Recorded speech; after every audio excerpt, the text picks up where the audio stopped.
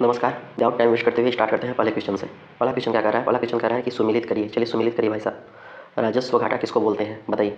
राजस्व घाटा किसको बोलते हैं? प्रभावी राजस्व घाटा किसको बोलते हैं? राजकोषीय घाटा किसको बोलते हैं? प्राथमिक घाटा किसको बोलते हैं? ये चार कॉन्सेप्ट आज के बाद आपका गलत कभी होना नहीं चाहिए, कभी गलत होना नहीं चाहिए, ठीक है? क्योंकि ये टर्म है, आना तो फिक्स है कोई ना कोई एग्जाम में, ठीक है? तो ये आपको गलत होना ही नहीं चाहिए, याद रख लीजिए। चलिए बताइए, राजस्व घाटा किसको बोलते हैं? राजस्व घाटा किसको बोलते हैं? तो राजस्व घाटा बोलते हैं राजस्व प्राप्तियों पर राजस्व खर्च की अधिकता को।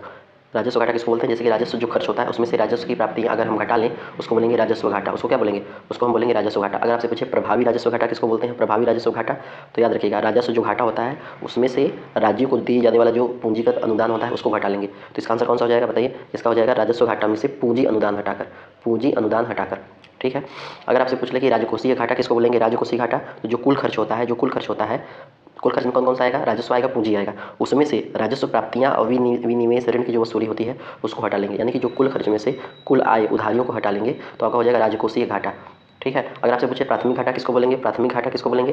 तो प्राथमिक घाटा बताइए। प्राथमिक घाटा हो जाएगा आपका राजकोषीय घाटा में से ब्याज भुगतान को हटाना, ब्याज भुगतान को हटाना। तो ये चीज़ें मोस्ट इंपॉर्टेंट है, इसको याद रखने की अत्यंत आवश्यकता है। चलिए अगला प्रश्न देखते हैं। कह रहा है वह उपकरण जो विद्युत धारा उत्पन्न करने के लिए इस्तेमाल किया जाता है क्या कहलाता है? जो विद्युत धारा उत्पन्न करने के लिए इस्तेमाल किया जाता है उसको क्या बोलते हैं बताइए फटाफट? तो उसको बोलते हैं जनरेटर। जनरेटर यानी कि जनित्र। उसको क्या बोलते हैं? उसको बोलते हैं जनरेटर। जनरेटर यानी जनित्र। जनरेटर क्या ऐसा होता है? जनरेटर एक ऐसी युक्ति है, ऐसी युक्ति जो यांत्रिक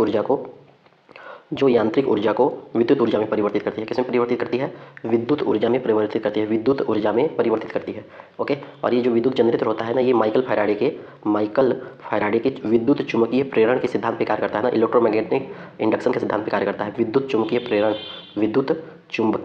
प्रेरण के सिद्धांत पे कार्य करता है, ठीक है?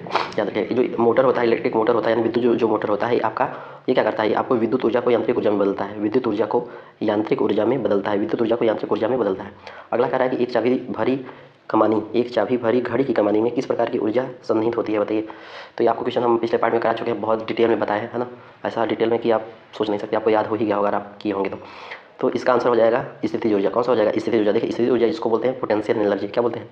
पोटेंशियल एनर्जी जिसका फॉर्मूला क्या होता है? mgh। स्थितिज ऊर्जा किसको बोलते हैं? स्थितिज ऊर्जा उसको बोलते हैं कि किसी वस्तु की स्थिति के कारण उसमें जो निहित ऊर्जा होती है उसको स्थितिज ऊर्जा बोलते हैं। उसको क्या बोलते हैं? उसको स्थितिज ऊर्जा बोलते हैं। और जो गतिज ऊर्जा किसको बोलते हैं? किसी वस्तु के गति के कारण उसमें स्थित ऊर्जा को गतिज ऊर्जा बोलते हैं। ओके। निम्नलिखित में से किस तिथि को क्रांतिकारियों ने सेंट्रल लेजिस्लेटिव असेंबली पर बम फेंका था? तो किस तिथि पर फेंका था बताइए फटाफट? तो इसका आंसर हो जाएगा 8 अप्रैल 1929। 8 अप्रैल 1929। फेंकने वाले कौन थे? फेंकने वाले थे आपके भगत सिंह और बटुकेश्वर दत्त। भगत सिंह और बटुकेश्वर दत्त, उन्होंने एक पर्ची भी फेंकी थी उसी दौरान। अब बताइए उस पर्ची में क्या लिखा था? उस पर्ची में उन्होंने लिखा था कि बहरों को सुनाने के लिए बमों की आवश्यकता है। बहरों को सुनाने के लिए बमों की आवश्यकता है, ठीक है? तो जब लेजिस्लेटिव असेंबली पर जब मतलब बम फेंका गया था, उसमें पब्लिक सेफ्टी बिल जिसको बोलते हैं सार्वजनिक सुरक्षा बल और व्यापार विवाद विधेयक, उस पर जो है चर्चा चल रही थी। ओके सर, याद रखिएगा, ठीक है? चलिए अगला क्वेश्चन देखते हैं। कह रहा है कि अविश्वास प्रस्ताव के संदर्भ में निम्नलिखित में से कौन सा कथन सत्य है? अविश्वास प्रस्ताव। देखिए कई सारे प्रस्ताव होते हैं, जैसे अविश्वास प्रस्ताव हो गया, विश्वास प्रस्ताव हो गया, है ना? निंदा प्रस्ताव हो गया, स्थगन प्रस्ताव हो गया, धन्यवाद प्रस्ताव हो गया, काफ़ी सारे प्रस्ताव हो गए। तो अविश्वास प्रस्ताव पूछ रहा है, तो इसके संदर्भ में कौन सा कथन सही है? तो ये अनुच्छेद 77 से संबंधित है? नहीं, अनुच्छेद 75 से संबंधित है। किससे संबंधित है? अनुच्छेद 75 संबंधित है। इसे लोकसभा एवं राज्यसभा दोनों में पेश किया जाता है? नहीं, इसे केवल लोकसभा में पेश किया जाता है। किसमें पेश किया जाता है? केवल लोकसभा में पेश किया जाता है। इसे विपक्ष के किसी भी सदस्य के द्वारा लाया जा सकता है? हाँ, ये बात एकदम सही है, ये बात एकदम सही है। संसद के दोनों सदनों में 50 प्रस्तावक और 50 समर्थक आवश्यक है? नहीं, कम से कम 50 सदस्य होने चाहिए, बस कम से कम 50 सदस्य होने चाहिए, बात खत्म, ठीक है? एक होता है निंदा प्रस्ताव। जो निंदा प्रस्ताव होता है उसे भी केवल लोकसभा में लाया जा सकता है, ठीक है? जो निंदा प्रस्ताव होता है उसे केवल लोकसभा में लाया जा सकता है। और एक स्थगन प्रस्ताव होता है। स्थगन प्रस्ताव मतलब होता है कि उसमें कम से कम जो है 50 सदस्य का समर्थन होना चाहिए, ठीक है? एक होता है धन्यवाद प्रस्ताव। धन्यवाद जो प्रस्ताव होता है वह राष्ट्रपति के अभिभाषण पर जो है दोनों सदनों में चर्चा एवं मतदान होता है, उसमें धन्यवाद प्रस्ताव होता है। और अविश्वास हो गया। अगर विश्वास प्रस्ताव बोलो तो इसके विश्वास जो प्रस्ताव होता है वो मंत्रिपरिषद की ओर से जो है लोकसभा में प्रस्तुत किया जाता है। कहाँ किया जाता है? लोकसभा में प्रस्तुत किया जाता है, वो भी आर्टिकल 75 में ही वर्णित है। ओके, अगला क्वेश्चन देखते हैं। अगला क्वेश्चन कह रहा है कि जैव विविधता के संदर्भ में निम्नलिखित में से सत्य कथन का चयन करिए। तो सत्य कथन का चयन करिए भाई। यह ध्रुवों से भूमध्य की रेखा की ओर घटती है? नहीं, घटती तो नहीं है, बढ़ती है। तो ये कह रहा है यह ध्रुवों से भूमध्य रेखा की ओर बढ़ती है। क्या ये बात सही है? ये बात एकदम सही है, ये बात एकदम सही है, ठीक है? तो जैव विविधता शब्द आप सुने होंगे। जैव विविधता शब्द की खोज किसने की थी बताइए? जैव विविधता शब्द की खोज की थी वाल्टर सी रोसेन। कब किए थे? जब रियो डी जेनेरियो में एक सम्मेलन हो रहा था, पृथ्वी सम्मेलन 1992 के दौरान। 1992 के दौरान। तो उन्होंने तभी एक टर्म खोज के निकाला था, जैव विविधता शब्द को। ठीक है, वाल्टर जी रोसे ने सर्वप्रथम जैव विविधता शब्द को क्या करा था, पढ़ा था। ओके सर, याद रखिए। देखिए, संयुक्त राष्ट्र संघ ने 2011 से 2020 के दशक को जो है जैव विविधता का दशक घोषित किया है। जैव विविधता के दशक को घोषित किया है। ठीक है, जैव विविधता जो होता है ना, इसको अल्फा बीटा गामा ऐसे करके मतलब अनेक श्रेणियों में विभाजित किया जाता है। अगला क्वेश्चन देखते हैं, कार्य निम्नलिखित में से कौन सा लेनिन द्वारा घोषित नई आर्थिक नीति का भाग नहीं है पूछा है। ठीक है, तो लेनिन द्वारा घोषित, इसके बारे में आपको लेनिन से संबंधित जो चीज़ जानकारी उनको याद रखनी चाहिए, नई आर्थिक नीति से संबंधित। ठीक है, जो नई आर्थिक नीति था उसमें क्या था कि एक मतलब किसानों पर अनाज के बदले एक निश्चित कर लगाया जाने वाला एक प्लान था। ठीक है, उसमें जो है भूमि पर राज्य पर नियंत्रण होने के लिए बात की जा रही थी, उद्योगों पर विकेंद्रीकरण की बात की जा रही थी। तो इसमें कह रहा है लेनिन द्वारा घोषित नई आर्थिक नीति का भाग नहीं है। कौन सा नहीं है? उद्योगों का विकेंद्रीकरण, विदेशी पूंजी को आमंत्रित करना, ट्रेड यूनियन की अनिवार्य सदस्यता को समाप्त की गई, किसानों को कर मुक्त किया गया नहीं, यही गलत है, यही नहीं है बाकी है। ठीक है, यही नहीं है बाकी है। ठीक है, तो ये लेनिन से इंपॉर्टेंट। देखिए, लेनिन ने लेनिन है ये एक प्रमुख नारा दिया था, भूमि शांति और रोटी। भूमि शांति और रोटी। ओके सर, देखिए क्वेश्चन आ जाता है, फटाफट इसको देख लेते हैं ना। मैथ का क्वेश्चन है, समय ज़्यादा ले लेता है। एक माह की वर्तमान आयु का जो है बेटी की वर्तमान आयु से अनुपात 7:1 है। अच्छा, 7:1 है। ठीक है, 5 वर्ष बाद अनुपात 4:1 हो जा रहा है, 4:1 हो जा रहा है 5 वर्ष बाद। ठीक है, 5 वर्ष बाद हो जा रहा है। तो देखते हैं, देखिए इनके बीच में तो वर्तमान में पूछा ना, ये वर्तमान वाला है 7:1। देखिए, तो इनके बीच में डिफरेंस कितना है? अभी देखो इनके बीच में डिफरेंस है 7 में से गया 6 और इसमें 4 में से गया 3, तो डिफरेंस तो बराबर नहीं है। इसको डिफरेंस पहले बराबर करिए। तो डिफरेंस बराबर करने के लिए हम लोग क्या करेंगे? डिफरेंस बराबर करने के लिए इसमें जो है 2 से मल्टीप्लाई कर देंगे। ठीक है, जब 2 से मल्टीप्लाई कर देंगे तो 4 दूनी 8 हो जाएगा और एक 2 2 हो जाएगा। तो अब देखिए, अब डिफरेंस बराबर है 7 में से, अब देखिए डिफरेंस बराबर है कि नहीं? 7 में से 1 गया, कितना आ रहा है? 6 आ रहा है, और 8 में से 2 गया तो भी 6 आ रहा है, तो बराबर हो रहा है ना। तो याद रखिए, तो आप ध्यान दीजिए कि जो ये 7 में से 1 गया, 8 7 से 8 हो रहा है, तो एक हो रहा है, तो 1 की वैल्यू कितनी है? 1 की वैल्यू 5 वर्ष है। तो ऐसे याद रखिए, आप समझ इतना समझ में आएगा नहीं? तो 1 की वैल्यू कितनी हो जा रही है? 1 की वैल्यू 5 वर्ष हो रही है। 1 की वैल्यू 5 वर्ष हो रही है। ठीक है, 1 की वैल्यू 5 वर्ष हो रही है। तो अब कह रहा है कि वर्तमान आयु में अंतर क्या होगा? तो ये देखिए, वर्तमान आयु है, तो इनका अंतर कितना हो रहा है? इनका अंतर 6 हो रहा है ना, 7 में से गया 6, तो 6 की वैल्यू कितनी हो जाएगी? अब बताइए। तो देखिए, 1 की वैल्यू 5 है, तो 6 की वैल्यू कितनी हो जाएगी? 6 की वैल्यू कितनी हो जाएगी बताइए सर? 6 की वैल्यू कितनी हो जाएगी? 6 की वैल्यू कितनी हो जाएगी? तो 6 की वैल्यू हो जाएगी 5/1 इंटू 6 बन जाए 30 वर्ष। कितना हो जाएगा? 30 वर्ष हो जाएगा। ठीक है, 30 वर्ष हो जाएगा। चलिए अगला क्वेश्चन देखते हैं। कह रहा है एक बेलन के वक्र पृष्ठ का क्षेत्रफल 462 सेंटीमीटर स्क्वायर है और इसके आधार का क्षेत्रफल 340.5 मीटर सेंटीमीटर स्क्वायर है। बेलन का आयतन ज्ञात कीजिए। बहुत ईजी क्वेश्चन में फार्मूला बता रहा हूँ, इस क्वेश्चन आप सॉल्व कर लीजिएगा। फार्मूला याद रखिएगा, बेलन के जो वक्र पृष्ठ का फार्मूला होता है, बेलन के वक्र पृष्ठ का फार्मूला क्या होता है? 2πRh होता है। क्या होता है? 2πRh। तो 2πRh बराबर आप इसको रख देंगे यहाँ पे, क्षेत्रफल जो होता है, क्षेत्रफल का फार्मूला होता है क्या? πr square. तो πr स्क्वायर की वैल्यू आप यहाँ रख देंगे, दोनों को कंपेयर करा लेंगे, आराम से आंसर आ जाएगा। तो बेलन का आयतन क्या होता है? बेलन का आयतन होता है πr स्क्वायर h। ठीक है, अगला क्वेश्चन देखते हैं। कह रहा है कि 31,866 की राशि को ए बी सी के बीच में इस प्रकार विभाजित किया जाता है कि ए और बी के हिस्सों का अनुपात 9:8 है और ए और सी के हिस्सों का अनुपात 4:5 है। तो बी का हिस्सा क्या करें? तो इसको हम देख लेते हैं कि इसको आप अपने से सॉल्व करेंगे। बताइए, सॉल्व करें इसको। देखिए, ए अनुपात बी, ये किसका ए कितना दिया है? 9:8 दिया है, और ए अनुपात सी दिया है, ए अनुपात सी। ठीक है, तो ए अनुपात सी दिया है 4:5। तो देखिए कॉम्बिनेशन बढ़िया नहीं बैठ रहा ना, तो इसको कैसे करेंगे? इसको बी को पहले लिख लेंगे। इसमें जो है हम लोग बी को पहले लिख लेंगे, बी अनुपात ए अनुपात सी। तो देखिए कह रहा है ए और बी के हिस्सों का अनुपात 9:8 है, तो ए का 9 हो गया और बी का 8 हो गया। और इधर क्या बोल रहा है कि ए और सी के हिस्सों का अनुपात 4:5 है, तो इधर 4 हो गया और इधर 5 हो गया। इतना चीज़ समझ में आया कि नहीं आया? अब देखिए 9 के बगल में 9 लिख लेंगे यहाँ पे, 4 के बगल में यहाँ पे 4 लिख लेंगे। चलिए गुणा करते हैं। बी का मान कितना हो जाएगा? 832, और ए का मान क्या हो जाएगा? ए का मान हो जाएगा 9 चौक 36। ठीक है, सी का मान क्या हो जाएगा? सी का मान हो जाएगा 9×5 = 45। ठीक है, ये चीज़ यहाँ पे हो गया। आगे देखिए अब क्या होता है, तो देखिए बी 32 हो रहा है, ए 36 हो रहा है, सी 45 हो रहा है। अब क्या कह रहा है ए और सी बी का हिस्सा पूछ रहा है। तो देखिए पहले टोटल कितना है? टोटल आपका है 31,866। 31,866, तो इसको टोटल आप जोड़ लीजिए, 32 36 45, 32 36 45, तो 30 60 60 40 90 हो गया, और 6 2 8 8 5 13, तो 113 हो गया। तो ये 113 हो जा रहा है, टोटल 113। तो 113 की वैल्यू आपका ये दिया है, ये 113 की वैल्यू 31,866 दिया। पूछा किसका है? पूछा है बी का काम 36 का। तो देखिए यहाँ से ऐसे कर लेंगे कि 113 की जो वैल्यू है, 113 की वैल्यू जो है ये आपका 31,866 हो जाएगा। ठीक है, तो आपका पूछा है किसका? 32 की वैल्यू, तो 32 बराबर कितना हो जाएगा, 32 बराबर कितना हो जाएगा, 32 बराबर कितना हो जाएगा 31,866 बटे 113 गुणित 32। इसको सॉल्व कर लेंगे, फटाक से आंसर आ जाएगा। मैं इसको सॉल्व कर ले रहा हूँ एक बार, रुकिए। तो इकाई अंक से इसका जो है लास्ट में 4 आ रहा है, 9024, इट इज़ राइट आंसर। अगला क्वेश्चन देखते हैं। कह रहा है कि the following sentences have been divided into part, one of the content select the paragraph and ये सब चीज़। इधर पूछ रहा है John is really good in playing the piano. Really good at होगा ना, it is right answer, option number D. अगला क्वेश्चन देखते हैं। अगला क्वेश्चन कह रहा है कि select the most appropriate homophone. Homophone पूछ रहा है भाई, होमोफोन। इसका आंसर क्या हो जाएगा बताइए होमोफोन का। The was decorated with candles and chocolate everywhere. The flower तो नहीं होगा, फ्लोर होगा, FLLOR, ऑप्शन नंबर सी। विभिन्न योजनाओं उनसे संबंधित राज्यों के बारे में आपको बताना है। तो मुख्यमंत्री मैया सम्मान योजना, मुख्यमंत्री मैया सम्मान योजना कहाँ का है, तो मैया से आप शब्द से जान रहे होंगे, आपका झारखंड हो जाएगा। कहाँ हो जाएगा, झारखंड हो जाएगा। मुख्यमंत्री प्रतिज्ञा योजना, मुख्यमंत्री प्रतिज्ञा योजना कहाँ का है, ये आपका है प्रतिज्ञा, आपका बिहार का है। कहाँ का है, बिहार का है। अगर आपसे पूछ ले कि लाडला भाई योजना कहाँ का है, लाडला भाई योजना आपका महाराष्ट्र का है। योग्यश्री योजना कहाँ का है, योग्यश्री, तो योग्यश्री योजना आपका पश्चिम बंगाल का हो जाएगा। कहाँ का हो जाएगा, पश्चिम बंगाल का हो जाएगा।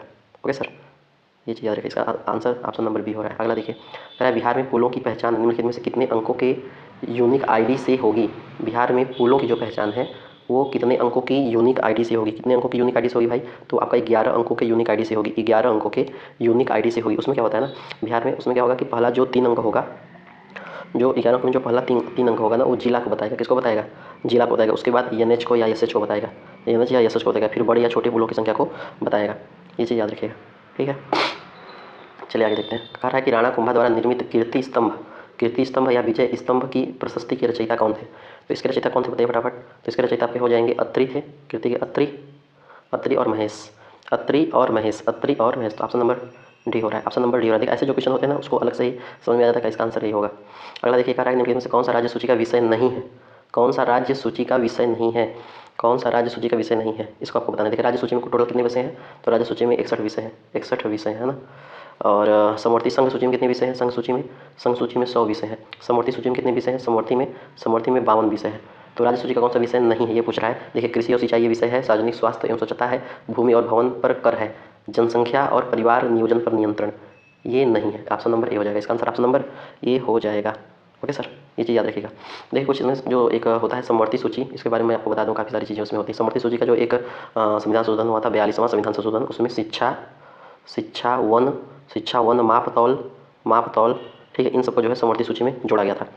ओके, अगला क्वेश्चन देखिए, कह रहा है वाणिज्यिक प्रपत्र जारी किए जाते हैं, वाणिज्यिक प्रपत्र जारी किए जाते हैं, कमर्शियल पेपर जारी किए जाते हैं, किसके द्वारा जारी किए जाते हैं बताइए। तो ये जारी किया जाता है उच्च प्रतिष्ठा वाली कंपनी के द्वारा, हाँ ये बात सही है। अखिल भारतीय स्तर के वित्तीय संस्थान के द्वारा, ये भी बात सही है। प्राथमिक डीलर के द्वारा, ये भी बात सही है। तो उपर्युक्त सभी के द्वारा वाणिज्यिक प्रपत्र जारी किए जाते हैं, ठीक है। तो भारत में काफ़ी सारी मतलब संस्थाएं हैं, जैसे आपका नाबार्ड हो गया, सिडबी हो गया, है ना, काफ़ी सारी संस्थाएं, NHB हो गया, ये सब चीज़ें होती हैं। आगे देखते हैं, कह रहा है निम्नलिखित में से कौन सा जलकुंड मुंगेर में स्थित नहीं है। तो कौन सा मुंगेर में स्थित नहीं है भाई, कौन सा मुंगेर में स्थित नहीं है। देखिए भरारी कुंड है, ठीक है, पंचतर कुंड है, सीता कुंड है, सप्तधारा नहीं है। सप्तधारा मुंगेर में नहीं है, सप्तधारा वहाँ पे है राजगीर में। कहाँ पे है, राजगीर। सप्तधारा कहाँ पे है, सप्तधारा राजगीर में है। Okay sir. श्वेत प्रकाश में 7 रंग होते हैं, इस तथ्य की खोज निम्नलिखित में से किस वैज्ञानिक ने की थी। चलिए ये बता दीजिए, श्वेत प्रकाश में 7 रंग होते हैं, इसकी खोज किसने की थी। तो भाई न्यूटन साहब ने की थी, और कौन की था, न्यूटन साहब ने की थी, है ना। जब श्वेत जो प्रकाश होता है उसको एक मतलब हम प्रिज्म से गुजारते हैं, ठीक है, तो कई विभाजों में 7 रंगों में विभक्त हो जाता है। इस घटना को वर्ण विक्षेपर बोलते हैं। क्या बोलते हैं, वर्ण विक्षेपर बोलते हैं, ठीक है। जो प्राथमिक रंग होता है, वो प्राथमिक रंग कौन कौन से होते हैं, प्राथमिक रंग के नाम बताइए। तो प्राथमिक रंग 3 रंग होते हैं, लाल हरा नीला, ये प्राथमिक रंग कहलाते हैं। ओके सर, चलिए आगे देखते हैं। देखिए जो अल्बर्ट आइंस्टीन है, ये आपके सापेक्षता का सिद्धांत देते हैं, है ना। अगला क्वेश्चन क्या बोल रहा है। अगला क्वेश्चन कह रहा है कि यदि किसी चालक के किसी अनुप्रस्थ काट के समय में से t में प्रवाहित नेट आवेश q है, तो इस में से प्रवाहित विद्युत धारा क्या होगा। तो विद्युत धारा का मान पूछ रहा है कुल मिला के। ये विद्युत धारा का फार्मूला अगर आपको याद है तो फटाफट ये क्वेश्चन आप बना लीजिए। क्या बोलेंगे, इसमें फटाफट क्वेश्चन बना लेंगे। इसका आंसर क्या हो जाएगा, इसका आंसर हो जाएगा I बराबर T अपन Q नहीं होता, I बराबर Q अपन T होता है। I बराबर Q अपन T होता है। Q क्या है, Q एक आवेश है, ठीक है, समय है ना। एक कूलाम आवेश में क्या होता है, एक कूलाम आवेश की संख्या कितनी होती है, 14.25 × 10⁸ 8 कूलाम नहीं, 18 कूलाम। ओके सर, याद रखिएगा। चलिए धारा कैसी राशि, धारा सदिश राशि है, धारा कैसी राशि, धारा सदिश राशि है। चलिए इसका आंसर आप बताइए फटाफट। यदि कोई रेलगाड़ी 72 घंटा की चाल से चलती है और अपने गंतव्य 15 मिनट की देरी से पहुंचती है, हालांकि इसकी गति 90 किलोमीटर प्रति घंटा है, तो यह केवल 5 मिनट की देरी से आती है। अपनी यात्रा को मिनटों में पूरा करने का सही समय क्या हो जाएगा? चलिए मान लीजिए एक ए है, एक बी है, एक आपका 72 से चल रही है, एक आपका 90 से चल रही है। ठीक है, यहाँ पे ऐसे देखिए, एक ए है, एक बी है, एक आपका 72 से चल रही है, एक आपका 90 से चल रही है। समय का अंतर कितना हो रहा है? समय का अंतर कितना हो रहा है? यहाँ पे 15 मिनट की देरी से पहुँच रही है, यहाँ पे 5 मिनट की देरी से। ठीक है, इसको सॉल्व करिए। इसको सॉल्व करेंगे, इसका आंसर मैं आपको बता दे रहा हूँ कि सॉल्व करके, है ना। 1 मिनट रुकिए। 45 ठीक है, इसका आंसर जो है 35 आ रहा है, 35। ठीक है, अगला क्वेश्चन देखते हैं। संसद के 3 दशक एवं राजनीतिक की रपटीली राहें पुस्तक के लेखक कौन है? इसके पुस्तक के लेखक कौन है भाई? अटल बिहारी वाजपेयी हो जाएंगे। कौन हो जाएंगे? अटल बिहारी वाजपेयी हो जाएंगे। अटल बिहारी वाजपेयी। सोनिया गांधी की पुस्तक कौन सी है? सोनिया गांधी की पुस्तक का नाम है राजयोग। राजयोग ये पुस्तक नाम है उनका, सोनिया गांधी का। मुरली मनोहर जोशी की पुस्तक का नाम क्या है? उनका नाम है speakers diary. Speakers diary. APJ Abdul Kalam की बहुत इंपॉर्टेंट पुस्तक है, इनको तो याद ही रखना है। Wings of fire. इग्नाइटेड क्या बोलते हैं? Ignited minds. Okay. Lord William Bentinck के संदर्भ में निम्नलिखित में से असत्य कथन का चयन करिए। असत्य कथन बताना है भाई। इसका आंसर बताइए, असत्य कथन क्या हो जाएगा? इसने सती प्रथा और ठगी प्रथा की समाप्ति की, ये बात एकदम सही है। इसने सरकारी सेवाओं में भेदभाव को रोका, ये भी बात सही है। इन्होंने पंजाब का विलय अंग्रेजी साम्राज्य में किया, नहीं, ये गलत है। तो असत्य कथन नहीं हो जाएगा।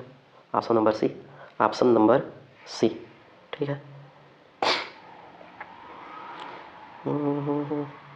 चलिए आगे चलते हैं। देखिए काफ़ी सारे जैसे जो मतलब वायसराय थे ना, वो काफ़ी सारी चीज़ें लेकर आए। मैं आपको कुछ इंपॉर्टेंट बता दे रहा हूँ। जैसे आपसे पूछे सती प्रथा पर प्रतिबंध कौन लगाया? सती प्रथा पर प्रतिबंध कौन लगाया? William batting. अगर आपसे पूछले दास प्रथा पर प्रतिबंध कौन लगाया? दास प्रथा पर प्रतिबंध एलन बरो। आपसे पूछले विधवा विवाह पर प्रतिबंध किसने लगाया? विधवा विवाह अधिनियम कौन लाया? Canning, Lord Canning. आपका सिविल मैरिज एक्ट होता है, उसको किसने लाया? उसने Lord Northbrook. Sharda act कौन लाता है? शारदा एक्ट कौन लाता है? वो लाते हैं, क्या बोलते हैं? Lord Irwin. ठीक है, कन्या शिशु पर वध प्रतिबंध कौन लाता है?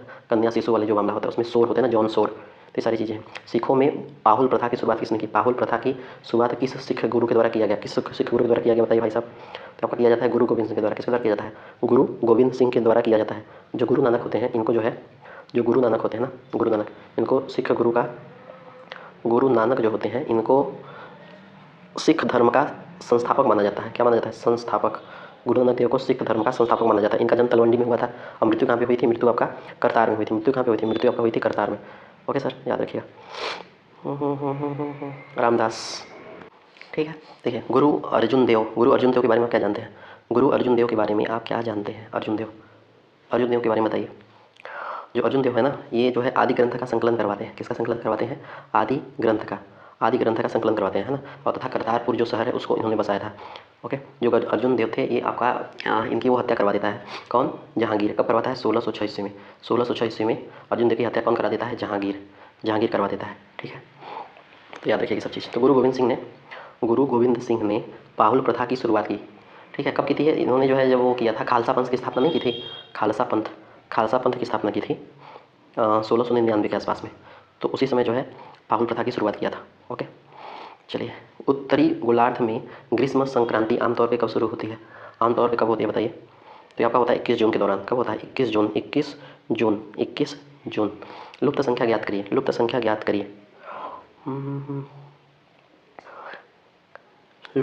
करना है। 2 के बाद 7, 7 से 11, 15, 17, 13 या 17 अभाज्य संख्या दिख रही है, लेकिन 13 है नहीं, 17। 2 के बाद 7, 7 के बाद 11, इसके बाद 23 के बाद डायरेक्ट यहाँ पे 37 दे दिया है। किस तरीके से दिया है ये, नहीं तो अभी तुरंत हो गया होता काम। 23 के बाद 29, 31, हमें लग रहा है 19 इज राइट आंसर। अभी बात देख के बताइए किसका आंसर क्या होगा। ओके, कह रहा है यदि इसका अर्थ ये है, इसका अर्थ ये है, इसका अर्थ ये है और इसका अर्थ ये है, इसका अर्थ ये है, तो निम्नलिखित में से इसका मान क्या होगा? चलिए सॉल्व करिए भाई, सॉल्व करिए। तो 9 परसेंटेज की वैल्यू कितनी है? परसेंटेज की वैल्यू गुणा है 9 × 3 और डॉलर है ना, -22 प्लस 52 माइनस 85 और हैज का क्या है, हैज का है भाग 70, 70 बचे 85 है ना, तो यहाँ पे 5 आ जाएगा। 9 तरीक 27, 27 में से 22 गया, इधर 5 प्लस 52 माइनस, इसको करिए, इधर से इधर कट गया 52, इधर राइट आंसर 52। उस अक्षरांकीय समूह का चयन करिए जो श्रेणी को पूरा करता हो, जो श्रेणी को पूरा करता हो उसको चयन करिए भाई। तो 2 के बाद 3 आ रहा है, 3 के बाद 4 है, 4 के बाद 5, तो 5 तो सभी में है। डी का होता है 4, आई का होता है 9, पी का होता है, पी का क्या होता है P16, आई जे के M N O P, O15 P16, तो 4 में 5 जोड़ दिया 9 हो गया, और 9 में 9 7 16, 9 7 16 हो गया, तो 7 5 2 7, यहाँ पे 9 जोड़ दीजिए, 16 कितना होता है 16 3 16 4 20, 5 25, 25 मतलब वाई, तो 5 Y, option number B, option number B. अगला क्वेश्चन देखिए, हाल ही में नीति आयोग द्वारा जारी राजकोषीय स्वास्थ्य सूचकांक में बिहार का कौन सा स्थान है? बिहार किसमें कौन सा स्थान है? 13वां स्थान है। कौन सा स्थान है? 13वां स्थान है। हाल ही में इंडिया स्किल एक्सेलरेटर ISA की पहल की शुरुआत किस मंत्रालय द्वारा की गई? किस मंत्रालय द्वारा की गई बताइए?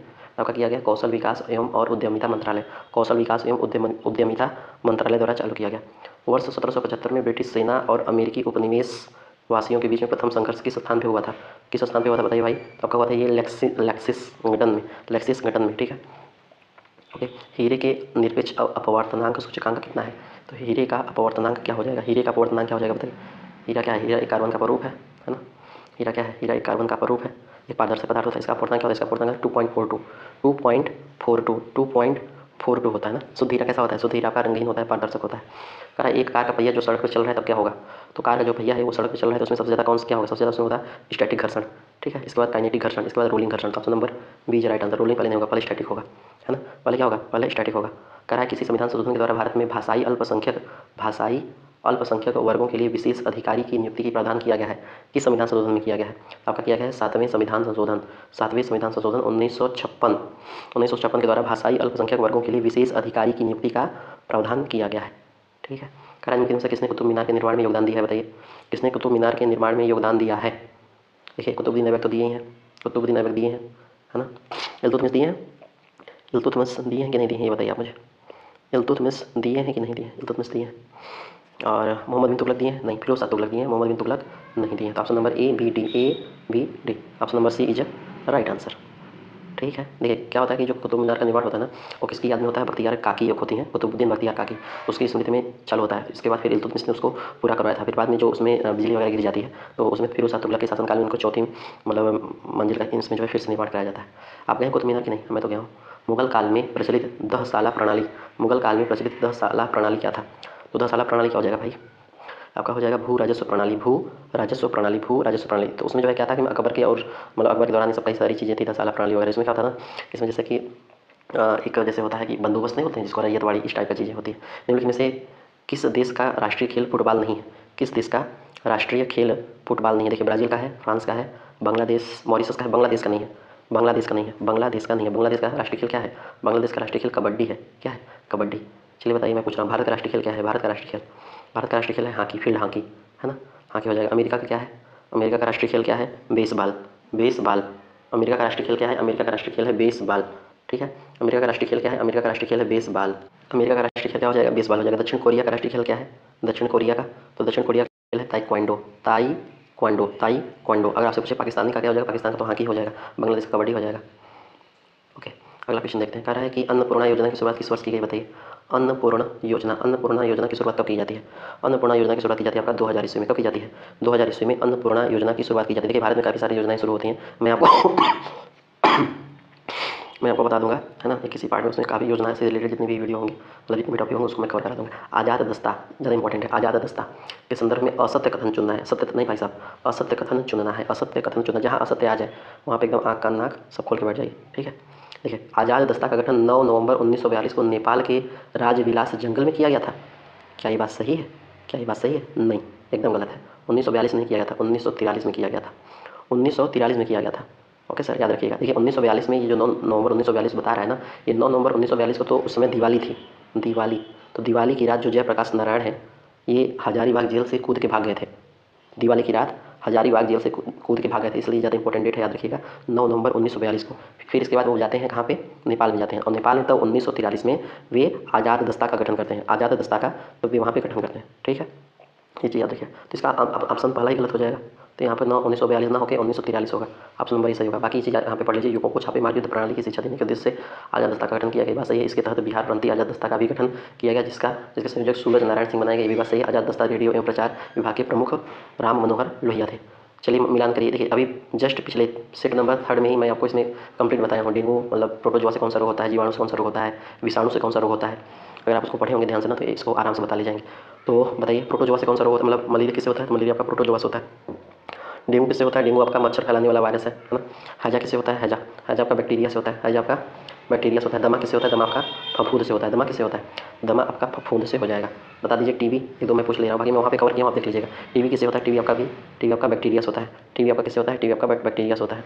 अगला क्वेश्चन देखिए, अगला क्वेश्चन कह रहा है कि हाल में बिहार की सांस्कृतिक धरोहर को जीवंत रखने के उद्देश्य से नंदनगढ़ महोत्सव का आयोजन कहाँ किया गया। तो नंदनगढ़ महोत्सव का आयोजन किया जाता है आपका पश्चिमी चंपारण में। कहाँ किया जाता है, पश्चिमी चंपारण में किया जाता है। भीम 3.0 व्यापारियों के लिए कौन सी सुविधा जोड़ी गई, भीम 3.0 में व्यापारियों के लिए कौन सी सुविधा जोड़ी गई, तो इसमें जोड़ी गई भीम वेगा। भीम वेगा, भीम वेगा, भीम वेगा क्या होता है कि जिसमें से जो भुगतान संबंधित जो प्रॉब्लम होती है उसको लेन देन को अधिक सरल बनाती है। निम्नलिखित में से किसे मध्य प्रदेश में बेवर या दहिया के नाम से जाना जाता है। बेवर या दहिया के नाम से किसको जाना जाता है बताइए, तो इसको बोलते हैं स्थानांतरित किसरी को। स्थानांतरित जो किसी होती है वो काफ़ी पुरानी किसी होती है ना, काफ़ी जो है पुरानी किसी होती है। 9 फरवरी 1757 को अलीनगर की संधि जो होती है वह किसके किसके बीच में होती है। 9 फरवरी 1757 को जो संधि होती है अलीनगर की संधि, वह किसके किसके बीच में होती है बताइए। तो आपका संधि होता है रॉबर्ट क्लाइव एवं सिराजुद्दौला के बीच में, रॉबर्ट क्लाइव एवं सिराजुद्दौला के बीच में यह संधि होती है। ठीक है, काफ़ी सारी संधियाँ होती हैं, जैसे कि आपको एक मैं बता दूँ, लाहौर की संधि आप सुने होंगे, लाहौर की संधि। तो लाहौर की संधि किसके किसके बीच में होती है, ईस्ट इंडिया कंपनी और राजा जो दिलीप सिंह है, दिलीप ट्रॉफी जो होती है ना, दिलीप सिंह के बीच में होती है ईस्ट इंडिया कंपनी 1846 में। एक होती है आपका सूरत की संधि, सूरत की जो संधि होती है वो किसके बीच में होती है, वह रघुनाथ राव होते हैं और अंग्रेजों के बीच में होती है। सालाबाई की जो संधि होती है, सालाबाई की संधि, तो सालाबाई संधि होती है आपका सिंधिया की जो मतलब सिंधिया से जो है मतलब अपना दरबार और अंग्रेजों के बीच में होती है। ठीक है, चलिए आगे देखते हैं। अगला है लाल किला का मुकदमा नवंबर 1945 का मुख्य अभियुक्त निम्नलिखित में से कौन नहीं थे। कौन नहीं थे, इसको आपको बताना है, कौन नहीं थे, कौन नहीं थे भाई। Major Shahnawaz Khan, colonel Prem Sahgal, sir N Sarkar, यही नहीं थे। बाकी थे colonel Gurbaksh Singh Dhillon. Option number C हो जाएगा, ऑप्शन नंबर सी हो जाएगा। ठीक है, लाल किला वाला मुकदमा क्यों चलाया गया था ये मुझे बता दीजिए आप। अभी तो लाल किला में हादसा हो चुका है ना एक हफ्ते पहले। तो जो लाल किला मतलब क्या था कि उसमें आज़ाद हिंद फौज के सैनिकों पर निष्ठा की शपथ तोड़ने के आरोप में लाल किला का मुकदमा चलाया गया था। तो उसमें काफ़ी सारे लोग थे, इसमें जो है जनरल सरकार नहीं थे, बाकी ये लोग थे। ओके सर, आगे देखिए। चलिए, कह रहा है कि शुद्ध वर्तनी वाला शब्द है, इसको बता लीजिए आप। हिंदी का वीडियो आपने देखा है पूरा। वी रिहणी तो नहीं सही लग रहा, वी रहणी ये भी नहीं, वी रहणी इट इज राइट आंसर। कान के नीचे लटकता हुआ कोमल के लिए शब्द है बताइए। ओ माय गॉड, कान के नीचे लटकता हुआ कोमल, इसको क्या बोलेंगे, इसको बोलेंगे कर्णपाली। ओ मेरी आम्रपाली, कर्णपाली। निम्नलिखित में से किसे फजल अली आयोग में सदस्य के रूप में नियुक्त नहीं किया गया, तो नहीं किया गया क्या बोलेंगे इसको बताइए, नहीं किया गया। तो इसमें देखिए फजल अली थे, के एम पडिक्कर भी थे, एन कुंजरू भी थे, सरदार पटेल नहीं थे, देखिए राज्य जो पुनर्गठन आयोग आया था वो 1953 में गठित किया गया था। कब किया गया था, 1953 में गठित किया गया था। इसके सदस्य थे आपका फजल अली थे, के एम पडिक्कर थे और एन कुंजरू थे। यह जो है 1953 में गठन किया गया था। अपनी रिपोर्ट यह पेश करता है 1955 में। कब पेश करता है, 1955 में पेश करता है। ठीक है, वह सवाल जिसका उपयोग अंतरिक्ष यात्री भोजन के रूप में करते हैं, इसको क्या बोलेंगे, भोजन के रूप में करते हैं, उसको बोलेंगे क्लोरेला बोलेंगे, है ना। It is right answer. एक सवाल होता है जिससे आयोडीन प्राप्त होता है, जिसका नाम क्या है, जिसका नाम है लेमिनेरिया से क्या प्राप्त होता है, लेमिनेरिया से आयोडीन प्राप्त होता है। क्या प्राप्त होता है, आयोडीन प्राप्त होता है। तो वह सवाल जिसका उपयोग अंतरिक्ष में यात्री भोजन के रूप में करते हैं, इसको बोलते हैं क्लोरेला। क्या बोलेंगे, क्लोरेला। अगर एक सवाल होता है वो लाल कलर का होता है ना, अगर सवाल। हमारी जीवा पर कौन सी अभिग्राही रिसेप्ट स्थित होती है, जीवा बोल रहा है, हमारी जीवा पर कौन सी अभिग्राही रिसेप्ट स्थित होती है, तो आपका स्थित होती है इसमें घ्राणग्राही हो जाएगा, है ना। देखिए जो जीव होता है, चलिए मैं जीव के बारे में आपको थोड़ा सा बता ही दूँ तो इसका मान लीजिए घ्राणग्राही हो जाएगा ना, घ्राणग्राही। जीव के बारे में थोड़ा समझिए, जानकारी लीजिए। जीव के बारे में क्या मामला है, एक मिनट। जैसे मान लीजिए आपका ये जीव हो गया, ऐसे होता है। जो जीव होता है, तो जीव का जो अग्रभाग होता है, यहाँ पे आपको मीठे का अनुभव होता है, मीठे का। ठीक है, यहाँ पे आपको बस मीठे का पता चलेगा।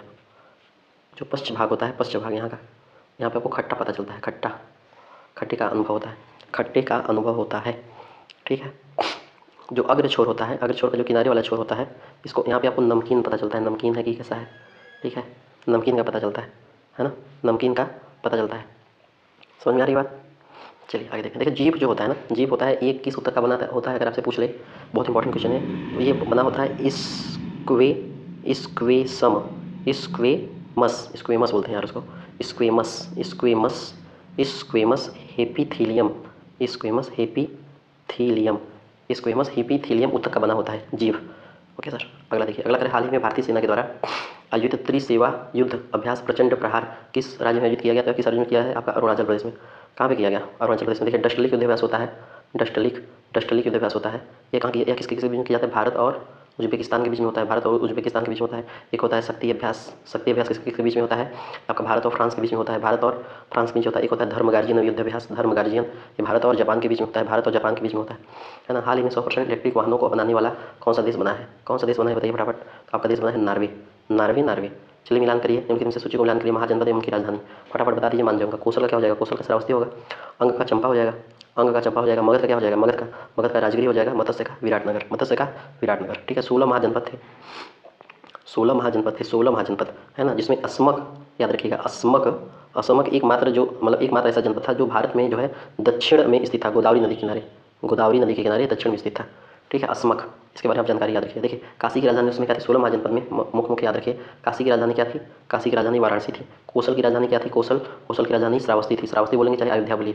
ठीक है, अंग की राजधानी चंपा थी। मगध की राजधानी राजगिरी थी। वज्जी, वज्जी की राजधानी वैशाली थी। मल्ल की राजधानी कुशीनगर थी, है ना। वत्स की राजधानी क्या थी? वत्स की राजधानी आपका कौशाम्बी थी, कौशाम्बी। पंचाल की राजधानी क्या थी? पंचाल की राजधानी आपका उत्तरी पंचाल जो होता है रामनगर वगैरह उधर साइड का। मत्स्य की राजधानी क्या थी? मत्स्य की राजधानी आपका विराटनगर था। ठीक है, सूरसेन, सूरसेन की राजधानी क्या थी? सूरसेन की राजधानी आपका उधर साइड पड़ता है, मथुरा, मथुरा हो जाएगा। अवंती की राजधानी उज्जैनी वगैरह हो जाएगा। ठीक है, ये सारी चीज़ें। अगला देखते हैं, अगला क्या है कि फिर से चलिए, हर्यक वंश के अनुसार देखिए, ये प्रश्न मैं आपको बता चुका हूँ, ये प्रश्न हो चुका है। फिर से देखिए, हर्यक वंश के शासकों को काल क्रमानुसार आरोही क्रम में सजाना है। उसमें अवरोही शायद क्वेश्चन पूछा था। ठीक है, आरोही क्रम में सजाना है, बताइए फटाफट। बिम्बिसार कब से कब होंगे? बिम्बिसार, ये बिम्बिसार कब से कब के थे? बिम्बिसार थे आपके 544 ईसा पूर्व, 544 ईसा पूर्व से 492 ईसा पूर्व के दौरान थे, है ना। अजातशत्रु कब से कब थे? अजातशत्रु जो थे ये थे आपके 492 ईसा पूर्व, 492 ईसा पूर्व। ठीक है, तो देखिए 544 से 492 यानी कि पहले बिम्बिसार फिर अजातशत्रु होंगे। बिम्बिसार अजातशत्रु यहाँ भी है, यहाँ भी है। ओके, तो मान लीजिए बी या डी में से कोई एक होगा। इसके बाद कौन आता है? इसके बाद कौन आता है बताइए? इसके बाद उदयन आते हैं कि नागदशक आते हैं, कि नागदशक आते हैं कि उदयन आते हैं? ये आप बताइए, सोच के बताइए। उदयन जो आते हैं ये 460 में आते हैं, 460 से 444 के बीच में। उदयन जो आते हैं 460 से 444 के बीच में। तो इस आंसर क्या हो जाता है? पहले उदयन आ जाएंगे तब नागदशक आएंगे। Option number B is right answer, Bimbisara, Ajatashatru, Udayin, Nagdashak. अगला क्वेश्चन देखिए, कह रहा है कि चलिए जलप्रपात है उनको मिलान करना है। शिव समुद्रम जलप्रपात कहाँ पे स्थित है बताइए? शिव समुद्रम जलप्रपात कहाँ पे है? शिव समुद्रम जलप्रपात है आपका कर्नाटक में। दुर्गावती जलप्रपात आपका है बिहार में। पुनासा, पुनासा जलप्रपात आपका है राजस्थान में। धुआंधार जलप्रपात है आपका मध्य प्रदेश में। इसका आंसर क्या हो जाएगा? आंसर हो जाएगा ऑप्शन नंबर ए का 2, बी का 3, ए का 2, बी का 3, डी का 4, हाँ ऑप्शन नंबर सी। अगला क्वेश्चन देखिए, अगला है हाल ही में प्रकाशित संस्कृत का 5वां अध्याय नामक पुस्तक के लेखक कौन है? तो इसके पुस्तक के लेखक कौन है बता दीजिए फटाफट। डॉक्टर प्रभात ओझा, डॉक्टर प्रभात ओझा, डॉक्टर प्रभात ओझा। ठीक है, इसमें मोदी के बारे में काफ़ी चीज़ें बताई गई हैं, है ना। चलिए अगला क्या है कि किसी परिनालिका के भीतर चुंबकीय क्षेत्र होता है। किसी परिनालिका के भीतर जो चुंबकीय क्षेत्र होता है वो सभी जगह समान होता है। और क्या होता है? सभी जगह समान ही तो होता है। क्वांटम संख्या कितने प्रकार की होती हैं? क्वांटम संख्या कितने प्रकार की होती हैं बताइए? तो क्वांटम संख्या 4 प्रकार की होती है। क्वांटम संख्या कितने प्रकार की होती हैं? क्वांटम संख्या है 4 के प्रकार की होती है। क्वांटम संख्या की क्या, क्वांटम संख्या बोलते हैं किसको है? क्वांटम संख्या उसको बोलते हैं जबकि जो इलेक्ट्रॉन की स्थिति था उसकी ऊर्जा की जानकारी देता है, जो इलेक्ट्रॉन की स्थिति एवं ऊर्जा की जानकारी देता है। हाल ही में अंतर संसदीय संघ आईपीओ की 151वीं महासभा आयोजित की गई। कहाँ की गई? यह कहाँ की गई? आपका की गई है ताशकंद उज्बेकिस्तान में। ताशकंद उज्बेकिस्तान में। फ्रंटियर टेक्नोलॉजी रेडीनेस इंडेक्स 2025 किस संस्था के द्वारा जारी किया जाता है? आपका किया जाता है आपका संयुक्त राष्ट्र व्यापार विकास, संयुक्त राष्ट्र व्यापार विकास, संयुक्त राष्ट्र व्यापार विकास। ओके सर, याद रखिएगा। कह रहा है चलिए सुमेलित करिए फिर से। सुमेलित करने के लिए इतना दे दिया है ना कि आपको यहाँ से क्वेश्चन कवर हो ही जाएगा। कह रहा है कौन सा सही सुमेलित है? कौन सा सही सुमेलित है? कुमी, कुमी कर्नाटक में तो नहीं है, कुमी वहाँ पे पाया जाता है आंध्र प्रदेश में। कुमी आंध्र प्रदेश में, मैं आपको ऐसे बता दे रहा हूँ। कुमी पाया जाता है आंध्र प्रदेश में। पंथी, पंथी बताइए कहाँ पाया जाता है? पंथी,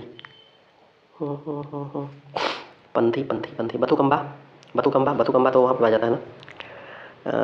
क्या बोलते हैं उसको यार? बथुकम्बा, बथुकम्बा, बथुकम्बा, बथुकम्बा असम में मनाया जाता है क्या? जो पंथी होता है ना, यहाँ पे ये वहाँ पाया जाता है छत्तीसगढ़ में, छत्तीसगढ़ में। बुइया अरुणाचल प्रदेश में, हाँ it is right answer. बुइया Arunachal Pradesh में पाया जाता है। नृत्य है और क्या? संविधान सभा के स्थायी सदस्य के रूप में किसे निर्वाचित किया गया था बताइए? स्थायी सदस्य पूछ रहा है, एक अस्थायी होता है, एक स्थायी होता है। स्थायी सदस्य के रूप में डॉक्टर राजेंद्र प्रसाद को निर्वाचित किया गया था, जबकि अस्थायी पूछे तो सच्चिदानंद सिन्हा हो जाएंगे। ये अस्थायी, अस्थायी, अस्थायी। देखिए संविधान सभा की पहली बैठक कब हुई थी, फटाफट समझिए। संविधान सभा की जो पहली बैठक थी, इसका आंसर नंबर भी होगा। संविधान सभा की जो पहली बैठक हुई थी आपका 9 दिसंबर 1946 को, 9 दिसंबर 1946 को, जिसमें अस्थायी अध्यक्ष के तौर पे जो है सच्चिदानंद सिन्हा को चुना गया था, है ना। संविधान का निर्माण कितने टाइम में हुआ था? 2 वर्ष 11 माह 18 दिन। 2 वर्ष 11 माह 18 दिन। टोटल कितनी बैठक हुई थी? टोटल 11 बैठक हुई थी। संविधान को कब अपनाया गया? संविधान को अपनाया गया 26 नवंबर 1949 को। 26 नवंबर 1949 को अपनाया गया। संविधान के जनक किसको मानते हैं? संविधान के जनक मानते हैं डॉक्टर भीमराव अम्बेडकर को, है ना। अपूर्ण रूप से संविधान को लागू कब किया गया? 26 जनवरी 1950 को, 26 जनवरी 1950 को, ठीक है। 26 जनवरी 1950 को ही क्यों मनाया गया? क्योंकि 26 जनवरी 1930 में पूर्ण स्वराज्य की एक मतलब मांग की गई थी, लाहौर अधिवेशन उसमें 1929 में, है ना। तो उसी के दौरान 26 नवंबर की मतलब 26 जनवरी की डेट को याद रखने के लिए 26 जनवरी 1950 को ही संविधान को अपनाया गया था, ठीक है सर। चलिए, अगर आपसे पूछा कि संविधान का मतलब एक जैसे को क्या बोलते हैं उसको मतलब संविधान के गठन के बारे में विचार किसने किया था? तो एम एन रॉय ने किया था, एम एन रॉय ने किया था। चलिए मिलाइए, संघ शक्ति कौन सा किसका है? तो आपके संघ शक्ति समिति के अध्यक्ष कौन हो जाएंगे? संघ शक्ति समिति के अध्यक्ष हो जाएंगे जवाहरलाल नेहरू, जवाहरलाल नेहरू, जवाहरलाल नेहरू। प्रांतीय समिति के अध्यक्ष कौन हो जाएंगे? प्रांतीय के हो जाएंगे आपका, बताने का सकता नहीं है, वल्लभ भाई पटेल। मौलिक अधिकार समिति के अध्यक्ष कौन हो जाएंगे? मौलिक अधिकार समिति के अध्यक्ष कौन हो जाएंगे? जेपी कृपलानी। और संचालन समिति के अध्यक्ष कौन हो जाएंगे? संचालन समिति के अध्यक्ष राजेंद्र प्रसाद, राजेंद्र प्रसाद। आपसे पूछे राष्ट्रीय ध्वज के संबंधित, राष्ट्रध्वज जो राष्ट्रध्वज होता है, राष्ट्रध्वज से संबंधित कौन हो जाएंगे? राष्ट्रध्वज के वो कौन हो जाएंगे? अध्यक्ष राजेंद्र प्रसाद हो जाएंगे। संघीय संविधान के जवाहरलाल नेहरू, प्रारूप समिति के भीमराव अम्बेडकर, मौलिक अधिकार के जेपी कृपलानी, संचालन समिति के राजेंद्र प्रसाद। ऐसे सब याद रखिए। H2SO4 की परमाणुकता कितनी होती है? H2SO4 की परमाणुकता कितनी होती है? इसका आंसर बताइए फटाफट। इसकी होगी 7। कितनी होगी? 7 होगी, है ना। 7 होगी। परमाणुकता किसको बोलते हैं? एक अणु में परमाणुओं की संख्या को परमाणुकता बोलते हैं, ओके। इसको क्या बोलते हैं? इसको बोलते हैं सल्फ्यूरिक एसिड। किसका उदाहरण है? किसका उदाहरण है बताइए? ये किसका उदाहरण है? देखिए ऊपर 14 है, ऊपर 14 है। किसका उदाहरण है? आपका समभारी का उदाहरण है, समभारिक का, समभारिक का उदाहरण है, समभारिक का उदाहरण है, ठीक है। समभारिक का उदाहरण है।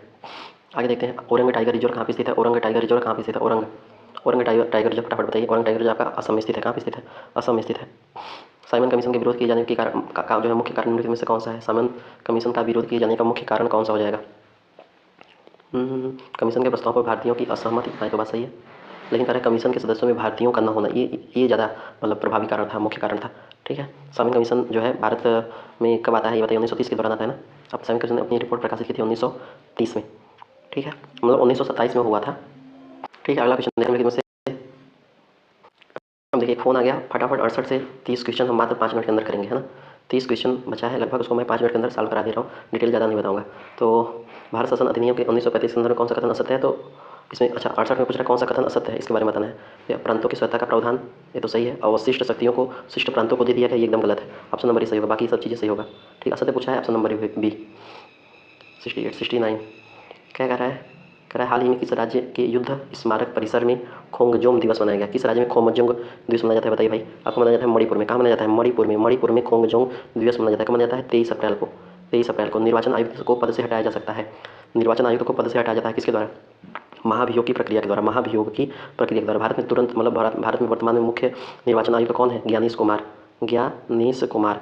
ज्ञानेश कुमार। निर्वाचन आयोग किस भाग में है? तो आपका संविधान के 15वें भाग में, है ना। अनुच्छेद 324 से 29 तक, 324 से 329 तक निर्वाचन आयोग की मतलब आर्टिकल, निर्वाचन जो आयोग है किस आर्टिकल में है? 324 में है क्या? 324 में ना, 324 में। कह रहा है हाल ही में भारत के राष्ट्रपति द्रौपदी मुर्मू को सिटी ऑफ ऑनर से किस देश से द्वारा सम्मानित किया गया? City of honour. City of honour क्या हो जाएगा? पुर्तगाल के द्वारा। पुर्तगाल के द्वारा सिटी ऑफ ऑनर से सम्मानित किया गया। हाल ही में इसरो ने 2028 के लिए कौन से मिशन की घोषणा की है? कौन से मिशन की घोषणा की भाई? चंद्रयान 5 की, चंद्रयान 5, चंद्रयान 5 की घोषणा की है। चंद्रयान 5 की घोषणा की है। इसरो के अध्यक्ष कौन है? इसरो के अध्यक्ष हैं वी के नारायण। वी के नारायण, वी के नारायण। कह रहा है कि पदार्थों के कणों को बांध कर रखने वाला बल कौन सा है? पदार्थों के कणों को बांध कर रखने वाला बल है अंतरा आणविक बल। अंतरा आणविक बल, अंतरा आणविक बल। देखिए ठोस में सबसे ज़्यादा होता है ये, फिर द्रव में होता है, फिर गैस में होता है। वायुमंडल में कार्बन डाइऑक्साइड की मात्रा कितनी है? वायुमंडल में कार्बन डाइऑक्साइड की मात्रा कितनी है बताइए फटाफट? तो वायुमंडल कार्बन डाइऑक्साइड की मात्रा है 0.036%, 0.036%। अगर नाइट्रोजन पूछ ले कितना है? नाइट्रोजन 78.8%। ऑक्सीजन कितना है? 20.95%, ठीक है। 21 नहीं, एग्जैक्ट मैं बता रहा हूँ। आर्गन कितना है? 0.93% आर्गन है। कार्बन डाइऑक्साइड कितनी है? 0.036%। किस प्रधानमंत्री कार्यकाल के दौरान संशोधित नगर पालिका विधेयक जो है 74वें संविधान शोधन के अधिनियम के रूप में पारित हुआ किसके द्वारा? तो आपका होता है PV Narasimha Rao, PV Narasimha Rao, PV Narasimha Rao, ठीक है, पीवी नरसिम्हा राव। भारत में छत्र प्रणाली और मुद्रा नहीं भाई, छत्र प्रणाली और मुद्रा निर्माण किस विदेशी शासकों ने ग्रहण किया? तो किस विदेशी शासकों ने ग्रहण, किसको बताइए? यूनानी शासकों ने। किसने ग्रहण किया? यूनानी शासकों ने ग्रहण किया। संलेखना यानी संथारा शब्द किस धर्म में संबंधित है? संलेखना या संथारा किस धर्म से संबंधित है? आपका संदर्भित है जैन धर्म से। किस संबंधित है? जैन धर्म से संबंधित है। जैन धर्म से संबंधित। इसमें क्या होता है ना कि जिसमें जो है व्यक्ति मृत्यु पर्यंत भोजन एवं जल का त्याग कर देता है, भोजन एवं जल का त्याग कर देते हैं। जो चंद्रगुप्त मौर्य थे ये भी जैन मतानुयायी थे। उन्होंने भी जो अंतिम समय में जो है अपना ये संलेखना पद्धति धारण कर लिए थे, ठीक है। मौर्य वंश के संस्थापक चंद्रगुप्त मौर्य हो जाएंगे। बिहार को निम्नलिखित में से कौन सा जिला पायराइट खनिजों के लिए सर्वाधिक उत्पादक है? तो इसका आंसर हो जाएगा option number B, pyrite. Pyrite कहाँ पाया जाता है? रोहतास में ज़्यादा पाया जाता है, रोहतास में ज़्यादा पाया जाता है। हाल ही में कौन सा राज्य अनुसूचित जाति उपवर्गीकरण को औपचारिक रूप से लागू करने वाला प्रथम भारतीय राज्य बन गया है? तो प्रथम भारतीय राज्य कौन बन गया? आपका तेलंगाना। तेलंगाना जो है एससी यानी अनुसूचित जाति को उपवर्गीकरण औपचारिक रूप से लागू करने वाला भारत का प्रथम राज्य बन गया है। अगला क्वेश्चन देखते हैं। अगला क्वेश्चन कह रहा है कि चलिए मिलान करिए, कौन सा कप किससे संबंधित है? कौन सा कप किससे संबंधित है? कौन सा कप किससे संबंधित है बताइए भाई? संतोष ट्रॉफी किससे संबंधित है? संतोष ट्रॉफी आपका फुटबॉल हो जाएगा, है ना। नेहरू कप किससे संबंधित है? नेहरू कप आपका बास्केटबॉल हो जाएगा, नेहरू कप आपका बास्केटबॉल हो जाएगा। अमृत दीवान कप किससे संबंधित है? अमृत दीवान कप आपका जो है अमृत दीवान कप आपका बैडमिंटन हो जाएगा, है ना, बैडमिंटन। और lady Ratan Tata trophy, lady Ratan Tata trophy ये आपका हॉकी हो जाएगा, ये आपका हॉकी हो जाएगा। नहीं, लेडी रतन जो टाटा ट्रॉफी आपका बैडमिंटन हो जाएगा। जो कि मैं फिर से बता रहा हूँ, देखिए जो अमृत दीवान कप है, अमृत दीवान कप है ये आपका बैडमिंटन हो जाएगा, ओके।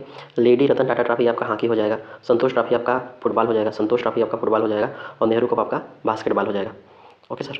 अगला क्वेश्चन देखिए, कह रहा है हाल ही में मनाए गए विश्व पृथ्वी दिवस 2025 का केंद्रीय विषय क्या होगा? 2025 का केंद्रीय विषय क्या होगा? हमारी शक्ति हमारा ग्रह, हमारी शक्ति हमारा ग्रह, our power our planet, our power our planet. कब मनाया जाता है पृथ्वी दिवस? 22 अप्रैल को मनाया जाता है। निम्नलिखित में से कौन सा अधिनियम वक्फ संशोधन अधिनियम 2025 द्वारा प्रतिस्थापित किया गया? तो कब प्रतिस्थापित किया गया बताइए फटाफट। तो आपका प्रतिस्थापित किया गया 1995 में। कब प्रतिस्थापित किया गया? 1995 में।